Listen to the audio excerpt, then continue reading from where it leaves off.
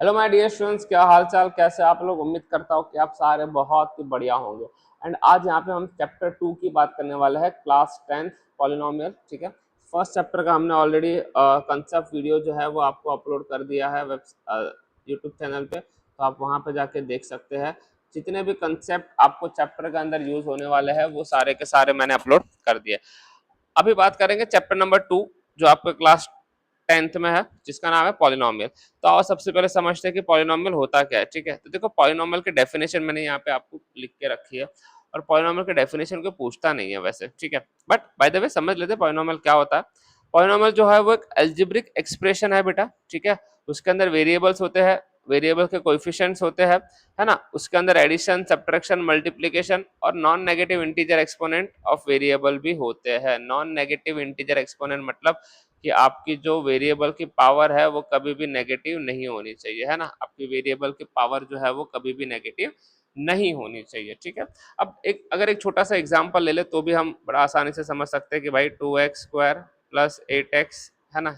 तो इसके अंदर देखो एल्जेब्रिक एक्सप्रेशन की सारी चीजें आ जाती है। इसके अंदर वेरिएबल भी है, वेरिएबल के साथ उससे कोएफिशिएंट भी है। इसके अंदर एडिशन भी हो सकता है, सब्ट्रैक्शन भी हो सकता है, मल्टीप्लिकेशन, है ना। ये सारी चीजें होती है। बट जो वेरिएबल है बेटा उसकी पावर जो है ना, हम लोग क्या बोल सकते हैं सिंपल में, कि जो वेरिएबल है उसकी पावर जो है वो कभी भी नेगेटिव नहीं होनी चाहिए। वेरिएबल की पावर जो है वो कभी भी नेगेटिव नहीं होनी चाहिए, है ना। इस चीज को आप दिमाग में रखना।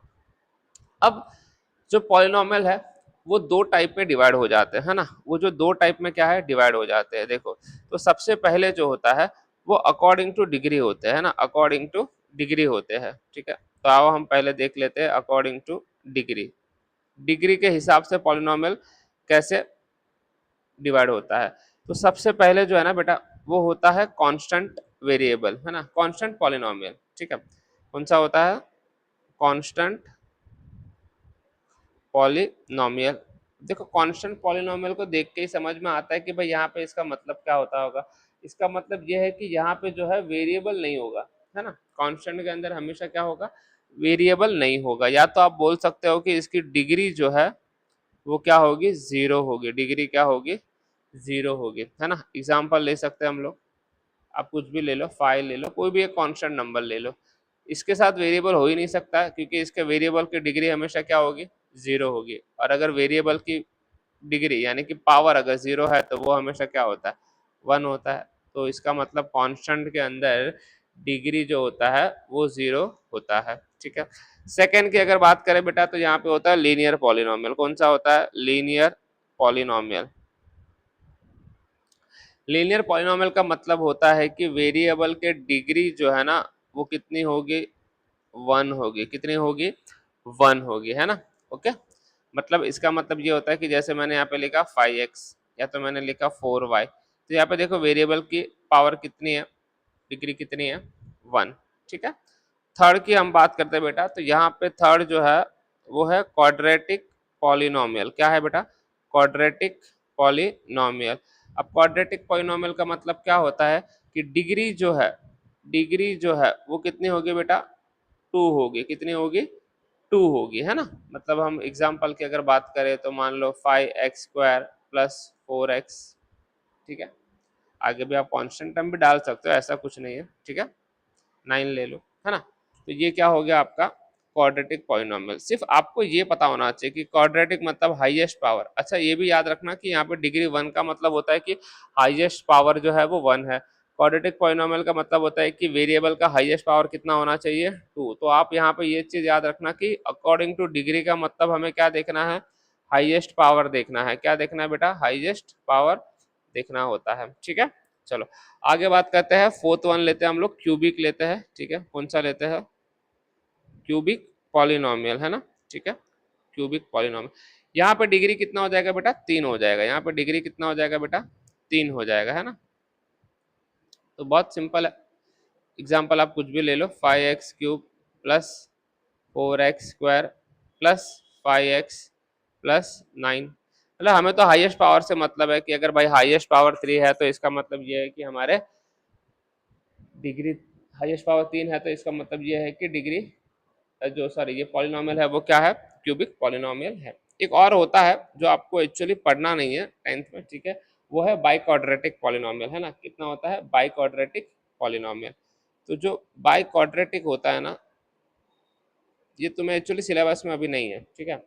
हमें एक्चुअली जो पढ़ना है वो सिर्फ क्वाड्रेटिक पॉलिनोमियल ही पढ़ना होता है। जो अब यहाँ पे जो हम बात करेंगे, है ना, वो सिर्फ और सिर्फ कौन सा पढ़ना है आपको, ये वाला क्वाड्रेटिक पॉलिनोमियल, ठीक है। बट यस, आपको पता होना चाहिए लीनियर क्या होता है, कांस्टेंट क्या होता है, सारी चीजें, जिसकी वजह से आपको कोई प्रॉब्लम ना आए, है ना, ठीक है। चलो आगे बात। अच्छा, बाई क्वाड्रेटिक में क्या होता है, डिग्री जो है वो कितनी होगी, 4 होगी। कितनी होगी बेटा, डिग्री जो है वो कितनी होगी, 4 होगी, ठीक है। ये आपको समझ में आ गया कि डिग्री के हिसाब से कितने टाइप्स के पॉलिनोमियल होते हैं, constant polynomial, linear polynomial, quadratic polynomial, cubic polynomial और बाई क्वाड्रेटिक पॉलिनोमियल, ठीक है।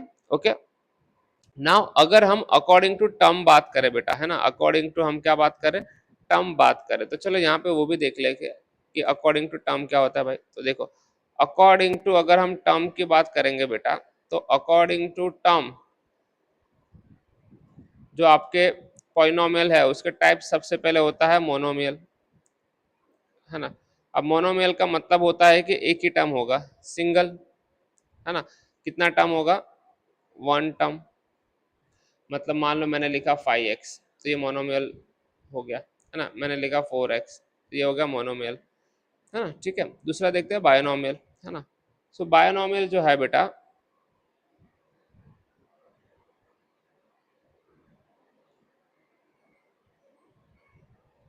बायोनोमियल जो है उसका मतलब होता है कि यहाँ पे कितने टर्म होंगे, 2 टर्म होंगे। कितने टर्म होंगे, 2 टर्म्स होंगे, है ना।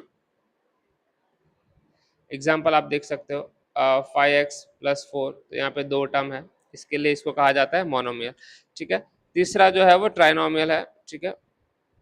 ट्राइनोमियल में कितने टर्म होंगे, 3 टर्म होंगे, सीधी सी बात है भाई। तो यहाँ पे आप एग्जाम्पल लिख सकते हो, 5x² प्लस 4x+7, तो यहाँ पे ट्राइनोमियल हो गया, है ना, ठीक है। तो ये आपको यहाँ पे है। अब क्वाड्रिनोमियल भी आगे आता है, अगर आपको है नहीं सिलेबस में, बट यहाँ पे फिर भी आपको पता होना चाहिए, ठीक है। क्वाड्रिनोमियल में कितने होंगे भाई, 4 टर्म होंगे। कितने टर्म होंगे, 4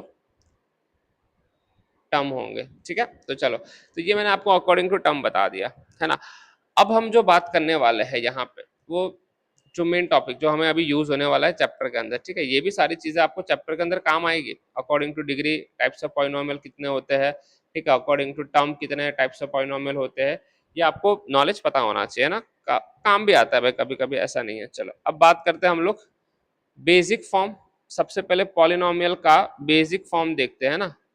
तो हम लोग यहाँ पे लिखेंगे, जनरल टर्म भी आप बोल सकते हो ना, तो basic form of polynomial, form of, आप क्वाड्रेटिक पॉलिनोमियल भी बोल सकते हो, ठीक है, क्योंकि हमें यहाँ पे पढ़ना तो क्वाड्रेटिक पॉलिनोमियल ही है, ठीक है।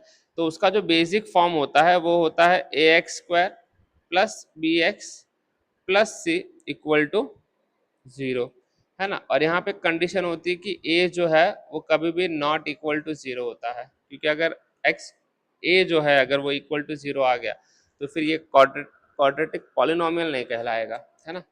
अब देखो, अब यहाँ पे क्या होता है, अब यहाँ पे क्या होता है, हाईएस्ट डिग्री कितनी है भाई, हाईएस्ट डिग्री कितनी है, 2 है। इसका मतलब ये कितना हुआ, अच्छा, तो इसका मतलब ये क्वाड्रेटिक पॉलिनोमियल हुआ, है ना। कौन सा पॉलिनोमियल हुआ, क्वाड्रेटिक पॉलिनोमियल हुआ, ठीक है। अब मैं आपको एक चीज बता देता हूँ, ठीक है, एक शॉर्टकट तरीका बताता हूँ। जब आप अकॉर्डिंग टू डिग्री पढ़ रहे थे ना, टाइप्स ऑफ पॉलिनोमियल, देखो कांस्टेंट टर्म होते हैं ना, उसके कोई जीरोस नहीं होते, मतलब उसको हम मिडिलटन स्प्लिटिंग से सॉल्व नहीं कर सकते। लीनियर पॉलिनोमियल जो होते हैं ना, उनके 1 0 होता है, मतलब एक ही उसका फैक्टर होता है, ठीक है। क्वाड्रेटिक पॉलिनोमियल के हमेशा 2 जीरोस होते हैं, क्यूबिक के हमेशा 3 0 होते हैं। तो ये चीज आपको पता होनी चाहिए, ठीक है। मैं स्टिल आपको यहाँ पे लिखवा देता हूँ, कांस्टेंट पॉलिनोमियल जो होता है बेटा, है ना, यहीं पे लिखवा देता हूँ।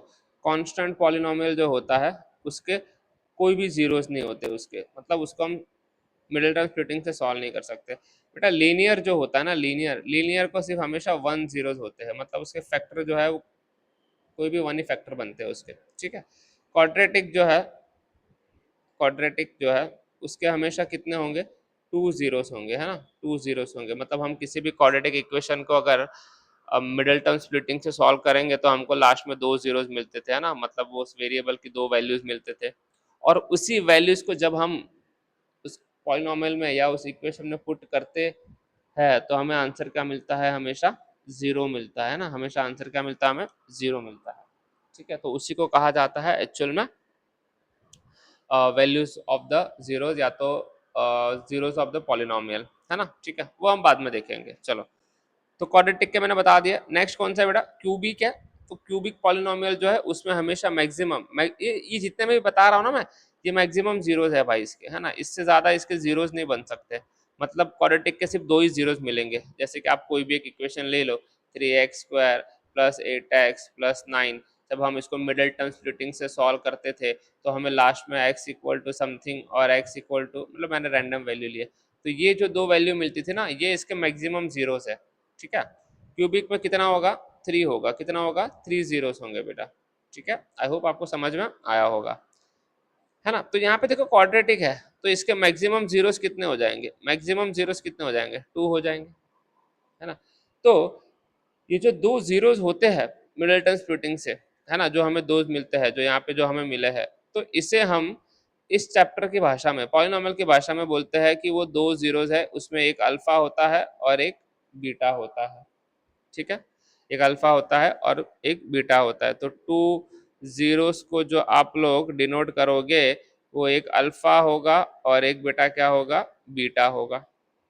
अब इन दोनों के बीच में जो रिलेशन है उसकी भी बात कर लेंगे, और एक चीज और भी हम समझ लेंगे अभी कि भाई मेथड जो है, मेथड, ठीक है, to find, method to find alpha and beta, मतलब ये दो जीरोस फाइंड करने की मेथड क्या है।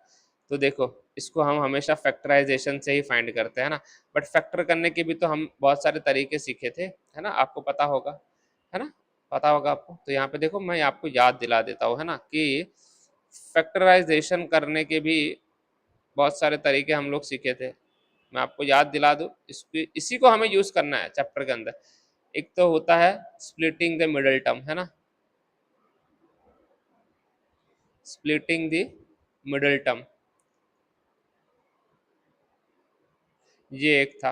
एक था यूजिंग आइडेंटिटीज, ये आप नाइन्थ में पढ़े होंगे, आइडेंटिटीज, है ना। और एक था कॉमन नंबर निकाल के भी उसको सॉल्व किया जाता था, है ना। तो हमें जो नॉर्मली इस चैप्टर के अंदर यूज करना होगा वो कौन सा करना होगा, मिडिल टर्म स्प्लिटिंग से करना होगा, आइडेंटिटीज से भी करना होगा, और कभी कभी कॉमन लेके भी सॉल्व करना होगा। तो आपको ये तीनों मेथड जो है पता होनी चाहिए, है ना। ठीक है, अब हम सीखते हैं कि ये जो जीरोस है इनके बीच में रिलेशन क्या है। ठीक है, तो हम लोग क्या लिखते हैं, relation between zeros and coefficient, है ना। अच्छा, कोएफिशिएंट किसको बोलते हैं बेटा, कोएफिशिएंट किसको बोलते हैं, अगर मान लो मैंने 4x लिखा है तो x के साथ, मतलब कि वेरिएबल के साथ जो नंबर होता है बेटा उसी को कहा जाता है कोएफिशिएंट, उस वेरिएबल का कोएफिशिएंट, है ना। तो ये चीज आपको पता होनी चाहिए। ठीक है, अब इनके बीच में जो रिलेशन है, दो जीरोस कौन से होते हैं बेटा, एक अल्फा और एक बीटा। ठीक है, तो एक रिलेशन जो बनता है बेटा, एक रिलेशन वो सबसे पहला जो बनता है वो बनता है sum of zeros, sum of zeros, है ना। ठीक है, उसे कहा जाता है अल्फा प्लस बीटा। तो क्या होता है, माइनस बी अपॉन ए। अभी आप बोलोगे सर ये माइनस बी अपॉन ए, ये ए और बी कहाँ से आया, तो बेटा ये ए और बी जो है वो जनरल फॉर्म से आया है ना। बी मतलब किसका कोएफिशिएंट हो गया, एक्स का हो गया। तो मैं ये भी लिख सकता हूँ कि कोएफिशिएंट ऑफ एक्स अपॉन में ए मतलब क्या हो गया, कोएफिशिएंट ऑफ एक्स स्क्वायर, है ना। तो आपके टेक्स्ट बुक में जो है, आपके टेक्स्ट बुक में आपको ऐसे भी दिया है और आपको ये भी दिया है, तो आपको जो याद रहे आप याद रख सकते हो। ठीक है, अब सम ऑफ जीरोस मतलब कौन से थे बेटा, हमारे दो जीरोस होता था, एक होता था अल्फा और एक होता था बीटा, ठीक है। चलो दूसरा रिश्ता जो है होता है इनके बीच में, वो होता है प्रोडक्ट ऑफ जीरोस। क्या होता है, प्रोडक्ट ऑफ जीरोस। तो प्रोडक्ट ऑफ जीरोस मतलब क्या हो जाएगा, अल्फा इंटू बीटा, बरोबर है। अल्फा इंटू बीटा का फॉर्मूला क्या आएगा, सी अपॉन ए। क्या आएगा बेटा, सी अपॉन ए, ठीक है। तो सी मतलब क्या हो गया, कांस्टेंट टर्म हो गया बेटा, क्या हो गया, कांस्टेंट टर्म हो गया। और ए मतलब क्या हो गया, कोएफिशिएंट ऑफ एक्स स्क्वायर, बरोबर है, क्लियर है। तो ये इनके बीच में रिश्ता है, इसके ऊपर आपको क्वेश्चन एग्जाम में आता है, ठीक है, एग्जाम में आ सकता है। तो प्लीज इसको आप थोड़ा सा याद कर लेना अच्छे से, है ना। आपको ऐसा भी क्वेश्चन आता है कि find the zeros of the polynomial, मतलब आपको एक पॉलिनोमियल, एक क्वाड्रेटिक पॉलिनोमियल या जो भी है दिया होगा कोई भी पॉलिनोमियल, उसको आपको फैक्टराइज करके उसके दो जीरोस निकालने हैं, और फिर उनके बीच में जो ये रिलेशन है, ये आपको क्या करना होता है, प्रूफ करना होता है, ठीक है बेटा। चलो आओ, अब जो नेक्स्ट चीज हम सीखने वाले हैं बेटा, नेक्स्ट चीज जो हम सीखने वाले हैं वो है क्वाड्रेटिक, चलो ये कलर ले लेते हैं, इक्वेशन। मतलब अगर आपको जीरोस दे दिए हैं और आपको अगर एक क्वाड्रेटिक पॉलिनोमियल का इक्वेशन लिखना है, तो भाई उसका जनरल फॉर्म क्या होता है ये हम लिखेंगे, ठीक है। तो यहाँ पे होता है अल्फा प्लस बीटा, ठीक है, अल्फा प्लस बीटा, ठीक है न, एक मिनट, यहाँ पे आपका जो जनरल फॉर्म है वो आपका इस तरीके से आएगा, x square minus alpha plus beta x, ठीक है, प्लस अल्फा इंटू बीटा। मतलब आपके जो दो जीरोस का सम होगा और जो मल्टीप्लिकेशन होगा वो यहाँ पे आएगा। एक एग्जांपल बता देता हूँ, जैसे मान लो आपको दे दिया है अल्फा 2, ठीक है, और बीटा आपको दे दिया है 3, और आपको कहा है कि फाइंड द क्वाड्रेटिक पॉलिनोमियल और find the equation of polynomial. तो आप क्या करोगे बेटा, सबसे पहले अल्फा प्लस बीटा फाइंड करोगे, मतलब 2 + 3 हो गया 5, है ना। एक आप ढूंढोगे अल्फा इंटू बीटा, मतलब 2 × 3 मतलब 6 हो गया। अब आप क्या करोगे, x square minus alpha plus beta क्या है बेटा 5, और एक्स आ जाएगा प्लस ये क्या हो जाएगा 6। तो ये जो है बेटा आपका क्या हो गया, एक क्वाड्रेटिक इक्वेशन हो गया, ठीक है। अब कुछ फॉर्मूलाज, आइडेंटिटीज मैं आपको डायरेक्टली बता रहा हूँ, और इसको आप डायरेक्टली एग्जाम में यूज भी कर सकते हो जहां आपको जरूरत पड़ती है वहां पे, ठीक है। बहुत ही इंपॉर्टेंट है ये चीज आप अपने बुक में बाद में कॉपी भी कर लो, ठीक है। तो जो सबसे पहला चीज है बेटा वो है alpha square plus beta square, ठीक है। इसका फॉर्मूला जो है वो है alpha plus beta whole square -2 alpha into beta, है ना। दूसरा जो है मैं आपको डायरेक्टली आइडेंटिटीज बता रहा हूँ, ये आया कहाँ से वो आपको देखो, फिर alpha plus beta whole square जो है वो क्या होता है, alpha square plus beta square +2 alpha into beta. भाई ये और कुछ नहीं है, A plus B whole square ही तो सॉल्व किया है मैंने, ठीक है। फिर मैं क्या करूंगा, इसको पूरा यहाँ पे ले लूंगा, तो ये क्या हो गया, alpha plus beta whole square -2 alpha into beta is equal to alpha square plus beta square. तो ये जो है बेटा, ये जो है ये एक मैंने आपके लिए फॉर्मूला कैसे आया वो बता दिया, है ना। फॉर्मूला कैसे आया वो मैंने आपको बता दिया, बट मैं आपको डायरेक्टली आइडेंटिटीज बता रहा हूँ, तो आप उसको डायरेक्टली भी याद रख सकते हो, ऐसा कुछ जरूरी नहीं है, ठीक है। चलो आगे जाते हैं, नेक्स्ट आइडेंटिटीज जो आपको याद रखनी है, अल्फा क्यूब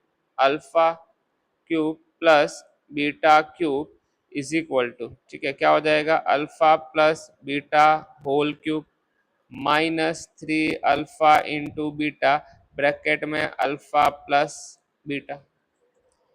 याद रहेगा, याद रहेगा, ठीक है। चलो तीसरी आइडेंटिटी बता रहा हूँ, ये बड़ी इंपॉर्टेंट है, ठीक है। क्या होगा, alpha minus beta is equal to plus minus under root alpha plus beta whole square minus 4 alpha into beta, ठीक है। तो आप भाई सबको भूल जाना, उसको भी भूल जाना, बट इस आइडेंटिटीज को मत भूलना, ठीक है। ये आपके लिए बड़ा इंपॉर्टेंट चीज है, ठीक है। और कुछ एमसीक्यूज के लिए भी आपको टिप्स दे दूं, है ना, जिसको आप डायरेक्टली सॉल्व कैसे कर सकते हो, ठीक है, उसको आप डायरेक्टली सॉल्व कैसे कर सकते हो। पहली चीज, अगर एक जीरो नेगेटिव है, आपको बोला है कि 1 0 जो है वो नेगेटिव है, तो दूसरा जीरो क्या हो सकता है, उसके लिए आपको बी की वैल्यू डायरेक्टली क्या पुट करनी है, 0, ठीक है। अगर आपको बोला है कि 1 0 is a reciprocal of other, क्या बोला है, 1 0 इज रेसिप्रोकल ऑफ अदर, ठीक है, ऑफ अदर, तो आपको सी और ए की वैल्यू क्या पुट करनी है, इक्वल पुट करनी है, तो आपको डायरेक्टली आंसर आ जाएगा, है ना। तो ये दो टिप्स भी आप याद रख लेना, जो ये आपको डायरेक्टली एमसीक्यूज और फिल इन द ब्लैंक्स में हो सकता है ना, कभी यूज हो सकता है आपको, ठीक है। तो स्टूडेंट्स, मैंने यहाँ पे आपको पूरे चैप्टर का जितने भी चीजें यूज होने वाली है वो मैंने आपको सारी की सारी चीजें बता दी है। आप अच्छे से वीडियो देख के सारी चीज को नोट डाउन कर लीजिए, ताकि आपको एक नोट्स प्रॉपर प्रिपेयर हो जाएगा। आई होप आपको ये अच्छे से समझ में आया होगा। तो thank you students, take care.